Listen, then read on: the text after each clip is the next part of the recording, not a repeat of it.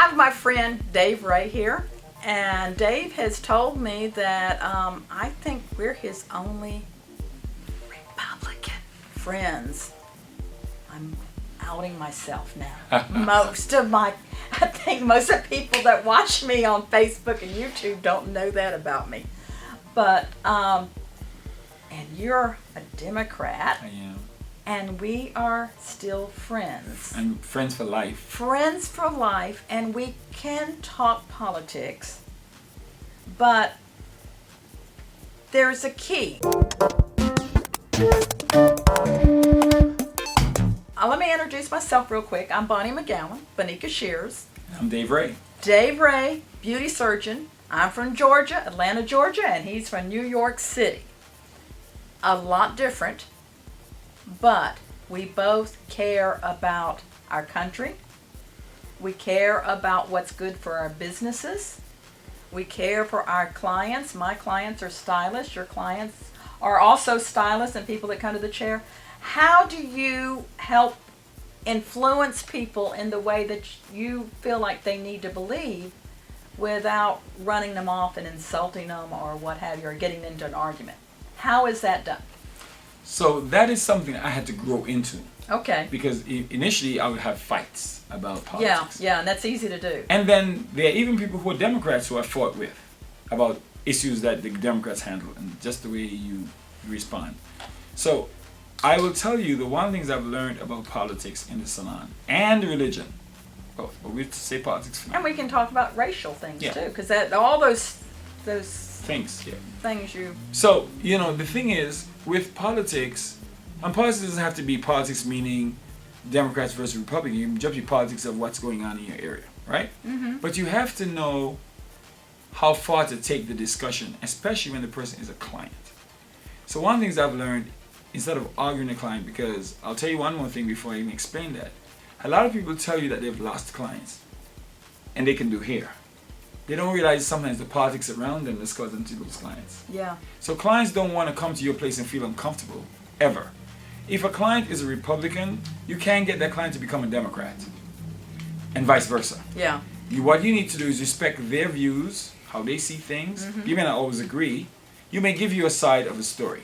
One of the things I've learned is you don't want to work on emotions with politics. You want to work on data. You want to work on things that are proven. You don't say, well, Facts. I believe Yeah. this. Your belief means nothing. When you're doing a PhD program, for example, Bonnie, the first thing the professor told me, he said, if you come here, if you write a paper and give me your opinion, you're going to get 0. Bring statistical evidence to prove your point. Then you can elaborate on that. But you have to have data. You have to have trials. You have to do research. You can't just say, I think the sun is blue because I don't like the color red. That's just not how it works. No. You have to give it. You have to have proof that the sky is really blue, if that's or Yes. the moon or whatever. So the same thing I say. Give me data. Don't just say, well, oh, this happens and it's always happening to these kind of people or this kind of. Where's your proof? Who did the study? Is the person who did the study, are they accredited? Are they credible? All this kind of stuff. Mm-hmm. So I try not to take it the way I used to get so emotional about it. And the other thing you have to do in politics, in a salon especially, you have to listen. Just listen. Sometimes people are saying things as a client in your chair. You may not be happy with what the client is saying. But who cares? Actually, who really cares? I just want a client to get her hair done. That's true. That's true. Pay. The politics I don't like is when she doesn't have the money to pay. That's the politics part I don't like. So I remember, I'll give you an example. Some years ago, I did this girl's hair. She was a young lady, came in to get her hair done. She had a daughter. Her daughter's maybe 15 or 16. She said, I want to cut my hair. I'm tired of processing the hair. And so she said, I don't want a barber. I want a stylist who can be like a barber. Mm-hmm. So I cut her hair. And she started coming back every couple of weeks. She said, oh, my haircut is so beautiful. Da, da, da. And I had to convince her to add some color to it. Mm-hmm. And one day she was talking to me while I'm cutting her hair. And she said, I know her daughter, because she brought her daughter before. She said, I'm gay. And I continued cutting her, and I said, okay. Mm-hmm. And she was telling me about her life and how she realized that she got older, she really was fighting to be straight or whatever. So when she went home, she called me on the phone, she said, you know something? I want to tell you, I really appreciate you. And I said, why? So you're the only person whose face never flinched when I told you. When I told you I was gay. You look like you were okay with it. I was like, okay, was I supposed to flinch? I don't know. Mm-hmm. She said, yeah, people act crazy. So from that she started telling me stories, and then what she did was she even told me that her family was her new wife or whatever you want to call her. They were gonna have a dinner to introduce the two families. Yeah. It was a nice event. Yeah. The point I'm making is, in my mind, I don't care what she does. I was concerned about her haircut. Okay. And So that's what she's there for, right? I work from here up. I don't work from here down. Yeah. Whatever happens down here is your business. What happens up here is my business. And she always paid me. So you can be pink, blue, orange, gay, straight, LBGTQRSIGT. I don't care. Just let me work with here up. And when you finish, you work with here across. Pay. That's it. And that's professionalism. That's it. That's All professionalism. the other stuff. Cash is always green. Cash is always green. Mm-hmm. And cash is always plastic. Yeah. So I don't get into the dramas of what did she do. I don't do what you gotta do. Get the client in and get the client out. All the other stuff is just noise. So I don't get too deep into politics. Because people are gonna have their own versions as to what they think things are. And people live their lives based from their vantage point. You may become a Democrat or Republican based on, or independent based on what you have experienced or what you have, analyzed. That's your experience. Doesn't make it bad or good. It just, if everybody thought the same or thought alike, there'll be, what's that? Anarchy. We won't have we won't have a democratic society. People should be free to think what they want. But just one main thing is respect one another. Respect. That's it. Respect. Everything else, Respect. it is what That's it is. the key. Just respect. And value people. And don't judge them.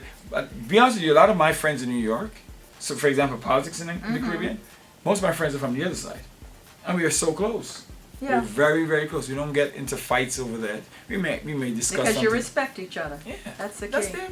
And sometimes it depends on the household they grew up in and what their philosophy is, and my philosophy. Doesn't make us bad people. We want the same things. We want the best for our country or the best for America, but we see it from a different vantage point. That's it. Yeah. Doesn't make it bad or good. It's just what we see. So I tend to prefer to keep the nasty, dramatic politics out of your salons. We have enough drama as it is, don't we? Oh, and talk about race. Yeah. Respecting people. I think you agree. I should sort of mention you about that because, I was telling you the other day, when I see you, I don't see this white lady. I just see Bonnie. So yeah, I mean you're white, and are you white? I'm 99%. Actually, I told my son the other day, I think Bonnie is a black woman trapped in a white woman's body. So I don't see. I mean, we're friends for so long. I don't say, "Oh, that's my white friend." My friend is Bonnie, and I don't distinguish because we have never really had any racial conversation. No. Maybe we may have talk about things that happen in the salon and stuff, but we haven't had any racial. Have we? No. And I mean, if I call you about something, you always have advice for me, or oh, Dave, I have something I can share with you, or vice versa. We don't have. If you call me and say, Dave, I'm stranded. I need help with a class or something. It's Bonnie. Who asked for it? It's Bonnie. So I just go. It's not like, well, is this white woman? Anyway, that's another story. I don't want to get into that. But the point I'm making is, we just have to respect. First of all, we have no control over who we are, how we were born. I didn't create myself. You didn't create yourself. Nope. You happen to be white. I happen to be black. It's not like I chose to be black. So what? The other thing I don't like when people say, I'm proud, and I'm going to say this.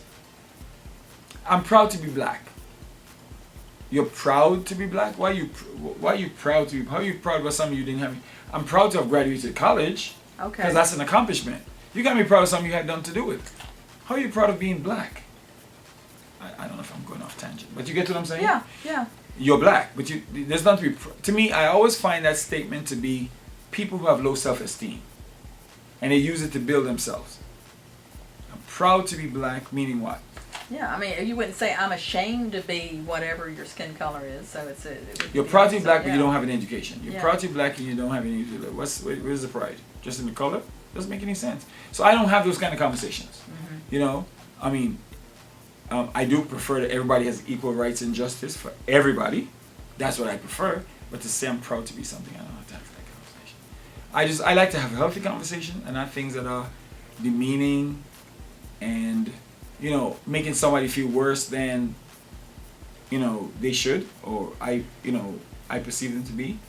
I just think we need to love. I think we're put on this earth so we can, you know, we can live together in harmony, help one another. Because if not, God would have created one person. He created different types of people, different class of people, different race of people, whatever you want to call them. Different textures, different colors, different hair types. We all make a nice quilt.